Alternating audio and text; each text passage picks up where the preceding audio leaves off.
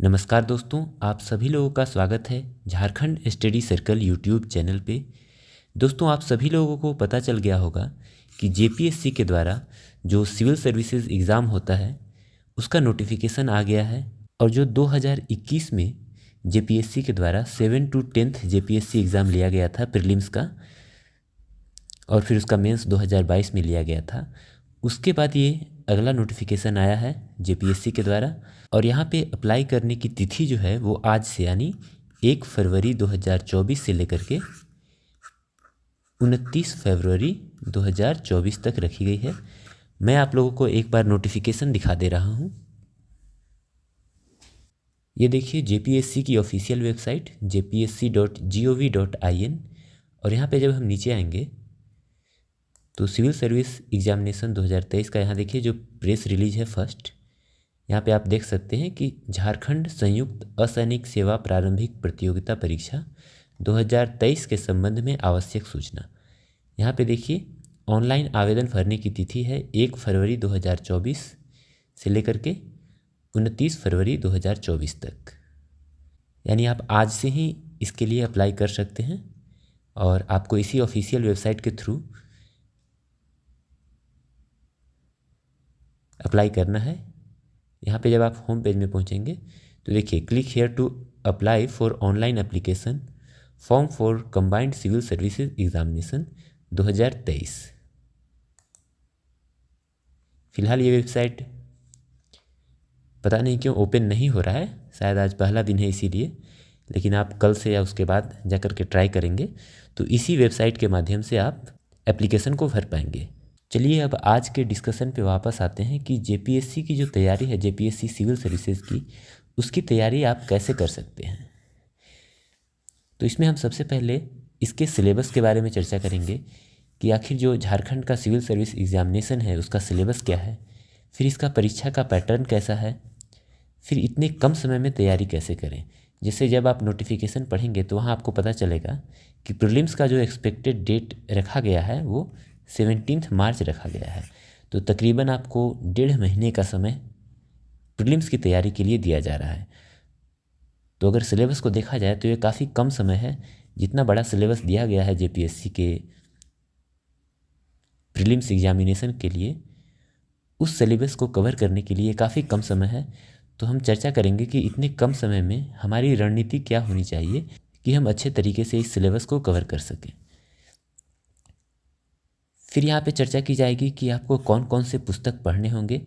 और यहाँ पे मैं एक बात बताना चाहूँगा कि मैं जिन भी बुक्स का नाम बताऊँगा उन बुक्स को मैंने खुद पढ़ रखा है, तो मैं उन्हीं बुक्स का नाम आपको बताऊँगा जिसे मैंने पिछले जेपीएससी एग्ज़ाम यानी जो 7 to 10th जेपीएससी एग्ज़ाम हुआ था उसके प्रिपरेशन के दौरान खुद मैंने पढ़े थे। और उस समय तो प्रीलिम्स एग्ज़ाम के लिए अच्छा खासा समय मिला था, तकरीबन 4 से 5 महीने की तैयारी के बाद मैंने प्रीलिम्स का एग्ज़ाम दिया था और प्रीलिम्स में मेरा सिलेक्शन हुआ था। फिर मेंस के एग्ज़ाम में मैं गया था जहाँ पे किसी कारण से वहाँ सिलेक्शन नहीं हो पाया था। इस विषय पे हम आगे चर्चा करेंगे। फिलहाल आप समझ सकते हैं कि जो बुक्स मैं बताने जा रहा हूँ वो मैंने खुद पढ़ रखे हैं, और उससे जो पिछला जेपीएससी एग्ज़ाम हुआ था उसमें मेरा प्रीलिम्स क्वालिफाई हुआ था।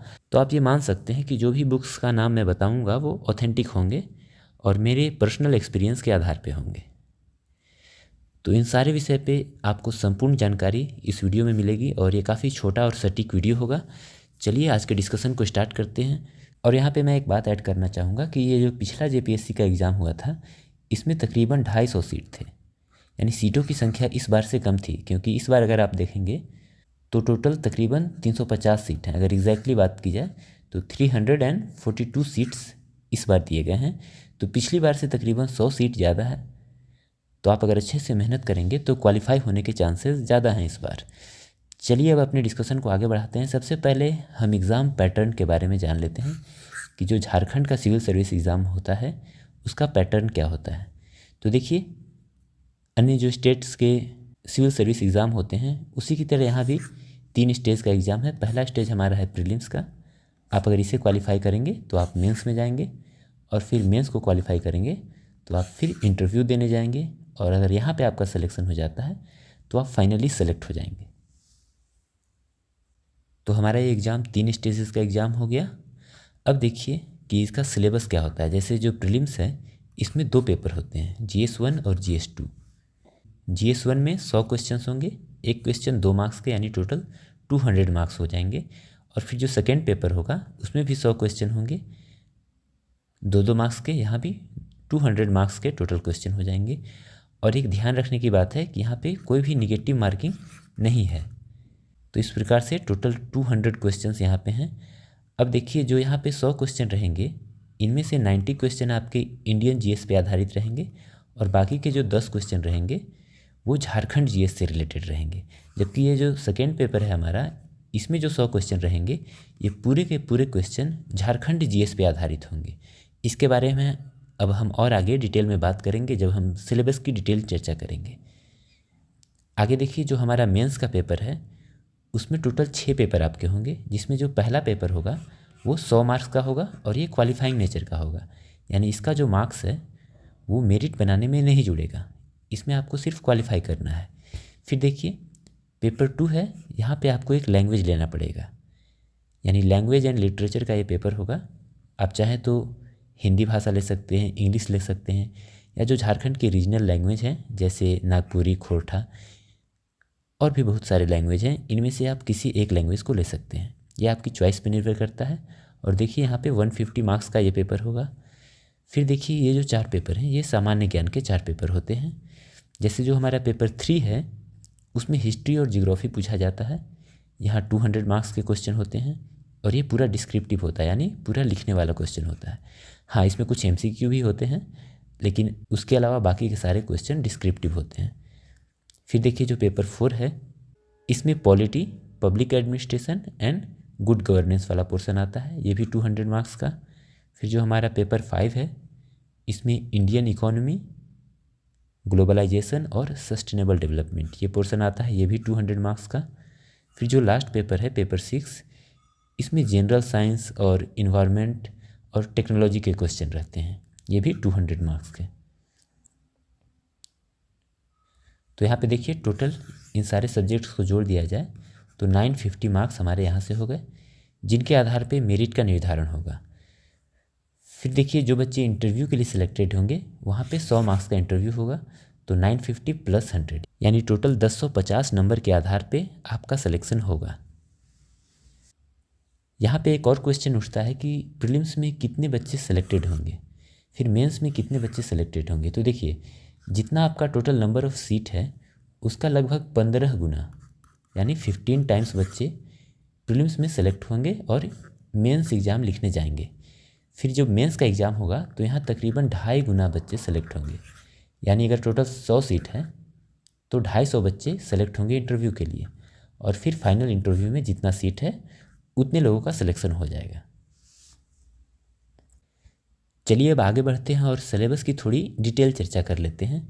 देखिए, जब आप नोटिफिकेशन डाउनलोड करेंगे जो JPSC की ऑफिशियल वेबसाइट पे आपको मिलेगा, वहाँ उस नोटिफिकेशन के पेज नंबर 12 में आप सिलेबस को देख सकते हैं। 12, 13, 14, 15 टोटल 4 पेज में पूरे सिलेबस को काफ़ी अच्छे से डिफ़ाइन किया गया है। जैसे देखिए, जो प्रीलिम्स का पेपर है वो general studies paper 1, general studies paper 2 2 paper के रूप में आएगा। यहाँ पे देखिए, जनरल स्टडी पेपर 1 का टोटल 200 मार्क्स है और टोटल आपको 2 घंटे का समय दिया जाएगा।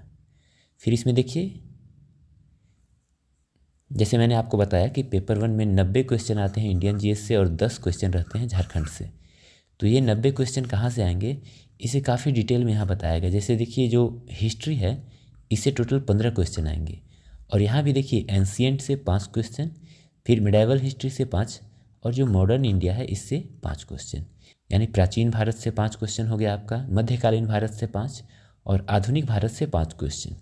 तो काफ़ी अच्छे से डिवाइड कर दिया गया है। तीनों जो हिस्ट्री का पार्ट है, तीनों से बराबर मात्रा में क्वेश्चन पूछे जाएंगे। तो झारखंड का जो सिलेबस है उसकी काफ़ी अच्छी बात यह है कि यहाँ पे जो भी प्रीलिम्स और मेंस का सिलेबस है उसे काफ़ी अच्छे से डिफाइन किया गया है, और ये भी बताया गया है कि किस टॉपिक से कितने क्वेश्चन आएंगे। तो मैं इस वीडियो में इसे ज़्यादा विस्तार में डिस्कस नहीं कर रहा हूँ, आप खुद से नोटिफिकेशन पढ़ के आप इसे समझ सकते हैं। देखिए, जैसे जो जियोग्राफी है इससे टोटल 10 क्वेश्चन आएंगे, और इसमें भी किस किस पोर्शन से कितने आएंगे वो भी दिया गया है। फिर पॉलिटी एंड गवर्नेंस से 10 क्वेश्चन हैं। फिर इकोनॉमिक्स और सस्टेनेबल डेवलपमेंट से देखिए 10 क्वेश्चन, साइंस एंड टेक्नोलॉजी से 15 क्वेश्चन हैं, और फिर देखिए यहाँ जो 10 क्वेश्चन हैं वो झारखंड स्पेसिफिक हैं यहाँ पे। तो टोटल 90 + 10 यानी 100 क्वेश्चन हो गए पेपर 1 में। और देखिए इसी में 15 करंट अफेयर्स के क्वेश्चन भी हैं और फिर 15 क्वेश्चन मिसलेनियस टॉपिक के हैं, जैसे ह्यूमन राइट्स हो गया, स्पोर्ट्स हो गया, डिजास्टर मैनेजमेंट वगैरह वगैरह। फिर देखिए जो पेपर 2 हमारा था यानी झारखंड स्पेसिफिक, उसमें झारखंड के इतिहास से टोटल 8 क्वेश्चन रहेंगे 16 मार्क्स के। और इसमें भी देखिए मुंडा शासन व्यवस्था से 1 क्वेश्चन, नागवंशी शासन व्यवस्था से 1 क्वेश्चन, पढ़ा पंचायत शासन व्यवस्था से 1 क्वेश्चन। तो ऐसे ऐसे करके टोटल 8 क्वेश्चन होंगे। फिर झारखंड के जो आंदोलन हैं उससे 7 क्वेश्चन रहेंगे। फिर झारखंड की जो विशिष्ट पहचान है यानी जो यहाँ का कल्चर है, जो यहाँ की आर्थिक स्थिति है, उस पे 5 क्वेश्चन रहेंगे। फिर लोक साहित्य, नृत्य, कला संस्कृति, इस पे देखिए 10 क्वेश्चन रहेंगे। तो इस तरह से करके टोटल 100 क्वेश्चन इस पेपर में भी रहेंगे। आप नोटिफिकेशन में पढ़ करके और डिटेल में इसके बारे में जान सकते हैं।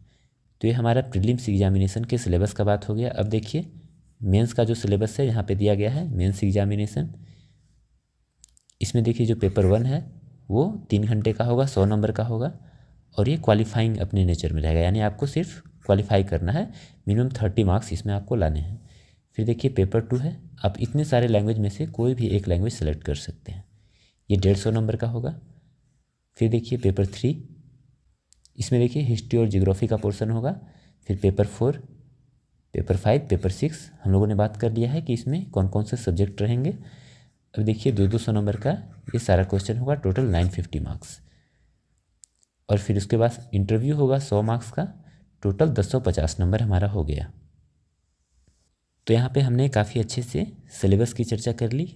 और अगर आप और डिटेल में जानना चाहते हैं तो इसके लिए आप नोटिफिकेशन को पढ़ सकते हैं। और अगर आप बोलेंगे कि कौन कौन से महत्वपूर्ण टॉपिक हैं इन पेपर्स के आधार पे या सिलेबस के आधार पे, तो उस पर मैं अलग से एक वीडियो ले आऊँगा, लेकिन वो वीडियो काफ़ी लंबा होगा क्योंकि ये सिलेबस काफ़ी विस्तृत है। अब चलिए देखिए आगे बढ़ते हैं कि बुक लिस्ट क्या आपके लिए होना चाहिए जिससे आप कम से कम समय में इन सारे पोर्शन को कवर कर पाएँ। तो देखिए इसे मैंने 2 पार्ट में बांट दिया है। जो पहला पार्ट है यानी पार्ट 1 है, उसमें हम झारखंड वाले पोर्शन को रखते हैं। तो देखिए झारखंड के जीएस के लिए जो उड़ान पब्लिकेशन की एक बुक आती है, झारखंड सार संग्रह, ये अपने आप में काफ़ी बेहतरीन पुस्तक है। और इसके अलावा एक और पुस्तक आती है जो डॉक्टर मनीष रंजन की लिखी हुई है, झारखंड सामान्य ज्ञान। ये भी काफ़ी अच्छी पुस्तक है, लेकिन मैं आप लोगों को इनके बीच एक डिफरेंस बताना चाहूँगा। जैसे अगर आप प्रीलिम्स पॉइंट ऑफ व्यू से देखें तो जो उड़ान की पुस्तक है वो काफ़ी शानदार पुस्तक है, क्योंकि यहाँ सारे जो टॉपिक्स कवर किए गए हैं वो पॉइंट वाइज किए गए हैं और मैप वगैरह का काफ़ी अच्छा इस्तेमाल किया गया है, चार्ट, टेबल और कंपेयर करके दिखाया गया है, जिससे चीज़ों को याद रखना काफ़ी आसान हो जाता है। तो प्रीलिम्स पॉइंट ऑफ व्यू से ये काफ़ी बेहतर पुस्तक है, उड़ान पब्लिकेशन का झारखंड सार संग्रह, आप इसे खरीद सकते हैं। और ये जो मनीष रंजन की पुस्तक है, मैंने इन दोनों पुस्तक को पढ़ा था, प्रीलिम्स के लिए भी और मेंस के लिए, लेकिन ज़्यादा बेहतर यहाँ पे मुझे ये उड़ान वाली पुस्तक लगी। फिर अगर मेंस की बात करें तो वहाँ पे आपको डिस्क्रिप्टिव आंसर लिखना पड़ता है, तो वहाँ पे जो मनीष रंजन की पुस्तक है वो काफ़ी लाभदायक सिद्ध होती है। तो आप इन दोनों को मिला करके चल सकते हैं। और अगर इतना समय नहीं है, सिर्फ एक पुस्तक पढ़ना है, तो आप ये उड़ान वाली पुस्तक पढ़ेंगे। और इसके अलावा भी बहुत सारी पुस्तकें हैं मार्केट में, लेकिन मैंने पर्सनली उन्हें नहीं पढ़ा है, तो मैं यहाँ पे आपको नहीं सजेस्ट करूँगा वो। तो इन दोनों पुस्तकों की मैंने सहायता ली थी, इसीलिए मैं इन पुस्तक का नाम आप लोगों को बता रहा हूँ। तो झारखंड जीएस को कवर करने के लिए ये 2 पुस्तक हमारे पास हो गए। अब देखिए जो करंट अफेयर्स होते हैं या और जो झारखंड से रिलेटेड फैक्ट्स होते हैं, उनके लिए आपको एक मैगज़ीन फॉलो करना पड़ेगा। मैंने जो मैगज़ीन फॉलो किया था वो शिवांगन पब्लिकेशन का झारखंड का करंट अफेयर्स का एक बुक था। और एग्ज़ाम से 15 दिन पहले, 20 दिन पहले इसका जो नया एडिशन आता है आप उसे ख़रीद लें। इसमें जितना भी झारखंड का करंट अफेयर्स होता है, जो योजनाएं होती हैं सरकार की वो, और साथ ही जो नेशनल लेवल का करंट अफेयर्स है वो, दोनों काफ़ी अच्छे से इसमें दिया रहता है। तो आप इसे पढ़ के उसे कवर कर सकते हैं। इसके अलावा अगर न्यूज़पेपर की बात करें तो आप जो प्रभात खबर न्यूज़पेपर है उसको भी साथ ही साथ रेगुलर पढ़ते रहेंगे, तो उससे भी आपको काफ़ी फ़ायदा मिलेगा करंट अफेयर्स के लिए। जो झारखंड का करंट अफेयर्स है वहाँ से कवर हो जाएगा। तो ये हमारा बुक लिस्ट का पार्ट 1 कंप्लीट हुआ। आप देखिए जो पार्ट 2 में बुक लिस्ट आते हैं, जिनमें हम लोगों ने इंडियन जीएस वाले पोर्शन को रखा है, उसमें आपको सबसे पहले जो बुक देखना है वो है लुसेंट का जो सामान्य ज्ञान का किताब आता है, ये वाला, ये किताब आपको लेना है। और ये जो पुस्तक है वो भी पॉइंट वाइज सारी चीज़ों को कवर करती है। तो जो हमारा प्रीलिम्स का एग्ज़ाम है उसके लिए ये पुस्तक विशेष रूप से लाभदायक है।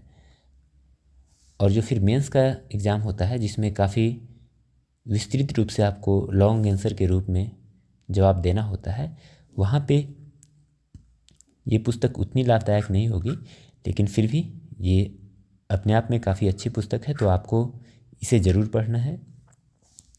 इसके अलावा देखिए और जो जो सब्जेक्ट्स हैं मैं उनके बारे में आपको बताता हूँ। जैसे जो हिस्ट्री वाला पोर्शन है, इसके लिए आपको स्पेक्ट्रम की पुस्तक लेनी है। जो मॉडर्न हिस्ट्री है वो यहाँ से कवर हो जाएगा। ये थोड़ी मोटी पुस्तक आती है, लेकिन मॉडर्न इंडियन हिस्ट्री वाला सारा पार्ट यहाँ से कवर हो जाएगा। और फिर इसके बाद आपको एनसीईआरटी ज़रूर पढ़ना है। और एनसीईआरटी में भी जो 6 to 10 वाला एनसीईआरटी है वो आपको ज़रूर ध्यान से पढ़ना है, क्योंकि देखिए जो जेपीएससी का जो क्वेश्चन का लेवल होता है वो उतना टफ नहीं रहता है कि आपको उसके लिए 11th और 12th का एनसीईआरटी भी पढ़ना पड़े। लेकिन अगर आप पढ़ लेंगे 11-12 का तो काफ़ी अच्छा है, लेकिन 6 to 10 तो आपको करना ही है। फिर देखिए ज्योग्राफी की बात की जाए तो यहाँ पे आपको 11-12 ज़रूर करना पड़ेगा, क्योंकि ज्योग्राफी वाले पोर्शन से काफ़ी अच्छे अच्छे क्वेश्चन पूछे जाते हैं।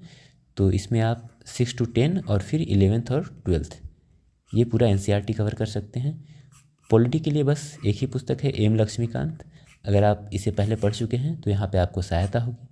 अगर आप इसे नहीं पढ़े हैं तो इतने कम समय में कवर करना तो काफ़ी मुश्किल है। तो आप फिलहाल ये जो लूसेंट का सामान्य ज्ञान है इसे कवर करेंगे, और इसके बाद अगर समय बचता है तो आप एम लक्ष्मीकांत की ओर जाएंगे। उसके बाद देखिए इकोनॉमी वाला जो पोर्शन है, इंडियन इकोनॉमी, इसमें आप नितिन सिंघानिया की बुक फॉलो कर सकते हैं।